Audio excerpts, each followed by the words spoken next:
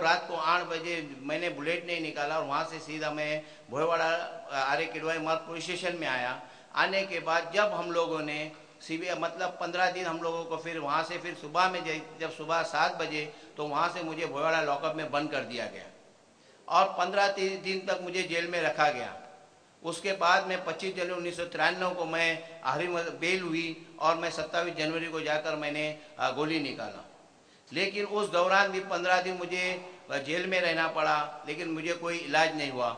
लेकिन उसके बाद भी हम लोगों के ऊपर कम से कम 8-9 केसेस के दंगाइयों का हर केस हम पर बना गया और इत्तेफाक से 57 लोगों पर मस्जिद के अंदर 184 लोगों को अरेस्ट किया गया, जिसके अंदर से 3 दिन के बाद वहाँ काफ़ी लोगों को छोड़ा गया और बाकी हम लोग 57 लोगों को मस्जिद से भी जो पकड़े गए थे और कुछ लोग अड़ोस पड़ोस से, लेकिन उसके बावजूद भी हमें इंसाफ नहीं मिला और हमको दंगाई करके पुलिस ने प्रूव की। लेकिन कोर्ट ने हमें छोड़ने के बाद भी कोर्ट में जब पुलिस के विटनेसेस थे जिसका नाम श्रावण किल्लारी था, पुलिस ने ये बताया कि मुसलमानों ने फायरिंग किए जिसमें श्रावण किल्लारी ये जख्मी हुआ। लेकिन 24 जुलाई को जब मुंबई में पूरा पानी भर चुका था, उस वक्त एक पुलिस का विटनेस आता है और वो अपने गवाही में जिसका नाम है श्रावण किल्लारी, जिस श्री कृष्ण कमीशन में उसका नाम है कि मुसलमानों ने इस पेपर फायरिंग की, जो मस्जिद से फायरिंग हुई जिसमें जख्मी हुआ। लेकिन वो शख्स ने जब कोर्ट में आया और उसने अपना बयान दिया कि मुझे पुलिस की फायरिंग में गोली लगी और मुसलमानों ने मुझे हॉस्पिटल लेकर गए। लेकिन जज जो सालूम के थी, जो शिवड़ी फास्ट ट्रैक कोर्ट में, उसने ये बयान लेने से साफ इनकार कर दी और उसने हमको फिर बाद में ये ऐसा हुआ कि जब कोर्ट जब 3 अगस्त को खुला तो उसने हमको बोले नहीं हमने स्टेटमेंट लिया। लेकिन मेरे वकील शकील अहमद ने काफ़ी मेहनत, उन्होंने बार बार ये कहते थे कि ये आप स्टेटमेंट लो, आप स्टेटमेंट लो, लेकिन वो जज ने स्टेटमेंट नहीं लिया, बल्कि उसने मुझे ही कोर्ट से अलग कर दिया, केस से अलग कर दिया गया। क्यों कि बोले आप आर्गूमेंट करते हो, और यहाँ तक कि मुझे कोर्ट में धमकियाँ मिलने लगी। अगर पुलिस वाले धमकी देते तो मुझे डर नहीं लगता, लेकिन जजेस मुझे धमकी दे रहे। जजेस कहते हैं कि आप कैसे कोर्ट में आते हो, आप कैसा ऑफिस से छुट्टी लेकर आते हो। ये सालुंके का एक स्टेटमेंट था। उन्होंने, मैं रोज रेगुलर कोर्ट में आने के बाद उन्होंने मेरा केस अलग कर दिया। मेरा केस अलग करने के बाद उन्होंने जब मेरा केस अलग किया तो मैं उसके खिलाफ मैं सेशन कोर्ट में कंप्लेंट किया। मेरे वकील ने, वकील को जज धमकी देती है अगर केस नहीं चलाने दोगे तो आपकी मैं बार काउंसिल में कंप्लेंट करूंगी। तो शकील अहमद ने कहा, मैं थोड़ा डर गया। तो शकील अहमद ने कहा कि मुझे कोई टेंशन नहीं है, अगर मेरा बार काउंसिल में कंप्लेंट भी होती है तो मैं जाकर बाहर चना बटारा भेज दूंगा और मैं अपना पेट भरूंगा। तो मुझे फिर हिम्मत हुई कि भाई जब वकील मेरा डरता नहीं तो मैं क्यों पीछे हटूँ। तो मैं फिर वो हिम्मत किया। जब 1 साल तक मुझे कोर्ट के चक्कर काटने पड़े, लेकिन उसके बावजूद मुझे इंसाफ नहीं मिला, मुझे उसी तरह रहना पड़ा। लेकिन जब उसका ट्रांसफ़र होने के बाद ये मैटर दूसरे कोर्ट में गया तो जज ने कहा कि मैं ये केस नहीं चलाऊंगा। फिर वो नीचे की कोर्ट में गया, मैजिस्ट्रेट कोर्ट में गया, फिर वहाँ से फिर हाई कोर्ट में, फिर वापस सेशन में कमिट हुआ।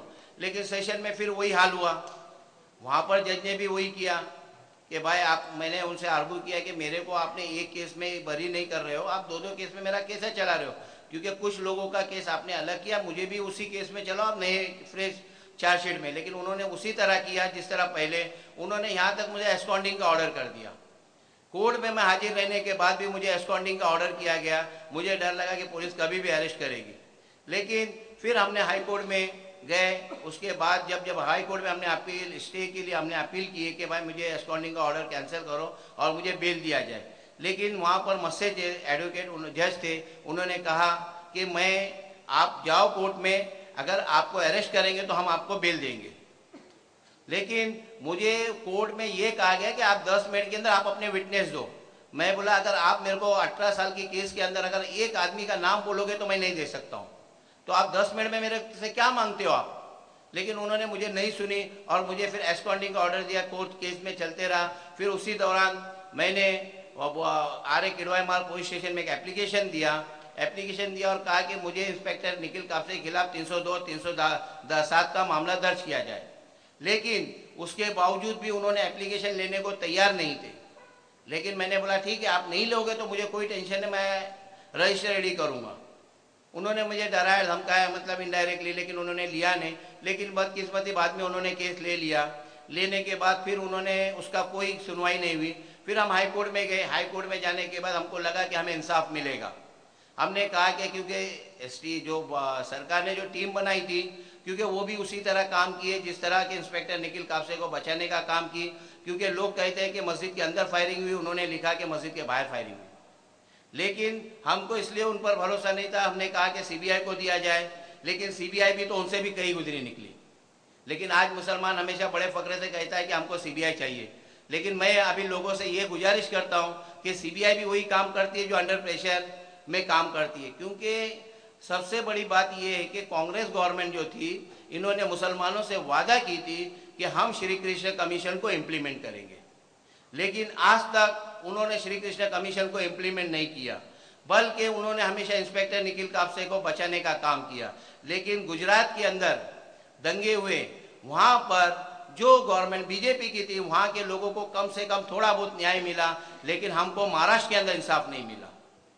क्योंकि महाराष्ट्र में इंसाफ इसलिए नहीं मिला क्योंकि यहाँ पर भी जो कांग्रेस गवर्नमेंट है और सेंट्रल में भी गवर्नमेंट कांग्रेस की है। क्योंकि सीबीआई ने जो काम किया है वो सेंट्रल के अंडर में काम किया है और सेंट्रल ने उनको बताया कि भाई आपको इस पर कुछ नहीं करना है। लेकिन हमारे मुस्लिम लीडर आरिफ नसीम खान हो या जितने मुस्लिम लीडर आप, मैं उनसे पूछना चाहता हूं कि आप कब तक कांग्रेस की दलाली करोगे? क्योंकि कांग्रेस एक ऐसी पार्टी है जो मुसलमानों के साथ में नाइंसाफी करते ही आई है। क्योंकि कांग्रेस ने मुसलमानों के पीठ में छुरा भोंका है।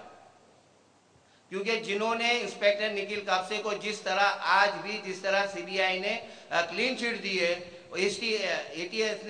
एसटीएफ ने भी उतना काम नहीं किया जितने सीबीआई ने किए।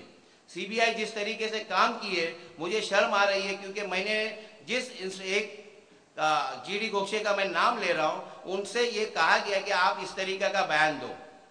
मुझे अभी ये हो रहा है क्योंकि हमने मांगा है सीबीआई को, लेकिन सीबीआई ने जिस तरह उनको क्लीन चिट दिया। और मैं जब उनके पास गया, ये उन्होंने ये भी नहीं बताया कि उन्होंने कोर्ट में दिया। मैं अचानक वहाँ पर, मैं ज्योति पुनवानी वहाँ पर पहुंचे तो उन्होंने जब ये किया कि हमने फाइल किया और इंस्पेक्टर का ट्रांसफर कर दिया गया।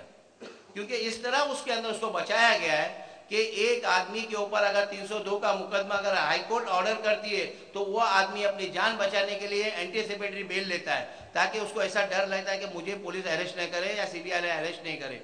लेकिन उन्होंने एंटीसिपेटरी बेल भी इसलिए नहीं किया, उनको मालूम है कि मेरा कुछ नहीं होने वाला।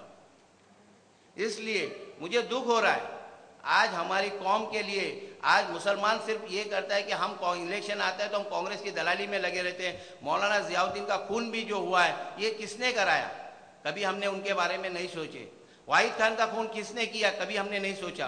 क्योंकि ये दोनों लोग जो थे, क्योंकि वाहिद खान ने जो काम किया है, क्योंकि श्री कृष्ण कमीशन के लिए जितने उन्होंने काम किए, ये उसका नतीजा उनका खून हुआ है। लेकिन इसके पीछे जो भी लोग थे, ये मुसलमानों को मालूम होने के बावजूद हम उनके तलवे चाटते हैं। बड़ा दुख होता है। लेकिन आज मैं उन लोगों से पूछना चाहता हूँ कि क्या हमें इंसाफ मिलेगा? जब तक कोई बिल पास नहीं होगा, जब तक दंगा ही, क्योंकि कांग्रेस नहीं चाहती है कि ये बिल आवे। क्योंकि ये बिल आने से कांग्रेस के भी, क्योंकि रंजन कुमार जैसे आज लोग हम बोलते हैं कि दिल्ली के फसाद के अंदर कांग्रेस के लीडर के नाम थे, उसी तरह वडाला मुंबई के दंगे के अंदर एकनाथ गायकवाड़ का नाम था, जिसके अंदर अंटाफिल के अंदर 3 मुसलमान एक हिंदू का खून हुआ था, जिसको जिंदा जलाया गया था। उसको बचाने का काम एकनाथ गायकवाड़ ने किया। क्योंकि पुलिस ने, जब वहाँ की पुलिस ने एफआईआर डालने की कोशिश की तो इन्होंने पुलिस का घेराव किया, उनको बचाने का काम एकनाथ गायकवाड़ ने किया है। उस तरह उस वक्त शिवसेना के एमएलए जो आज कांग्रेस में, वो भी कालिदास कोलंबकर ने मोर्चा निकाला था। और उसी तरह चेंबूर के एमएलए हंडौरे, जब जिन्होंने बाबा साहब के घर पे गए थे, उन्होंने कहा था कि मुसलमानों को लांडियानों का ना पटवा तर ये आदेश दे रहे थे। लेकिन उस वक्त वहाँ पर हंडौरे मौजूद थे। उन्होंने सिर्फ महानगर के एडिटर मोहिते को कहा कि आपने जो किया उसे भूल जाओ और ये आप ये चीज़ में मत जाओ। लेकिन मोहिते ने उस चीज़ को श्री कृष्ण कमीशन में आकर उन्होंने गवाही दी और इन्होंने साफ साफ ये कह दिया। लेकिन दुख इस बात का होता है, इतना होने के बावजूद आज तक हमें कांग्रेस की तरफ से इंसाफ नहीं मिल रहा है। क्योंकि कांग्रेस खुद दंगा करना चाहती है और क्योंकि ये 20 साल का है, इसलिए बहुत मेरे पास टाइम था। लेकिन मैं मजबूरन माजरत चाहता हूँ, मैं अपनी तकरीर यहीं पे समाप्त करता हूँ। अल्लाह हाफिज़।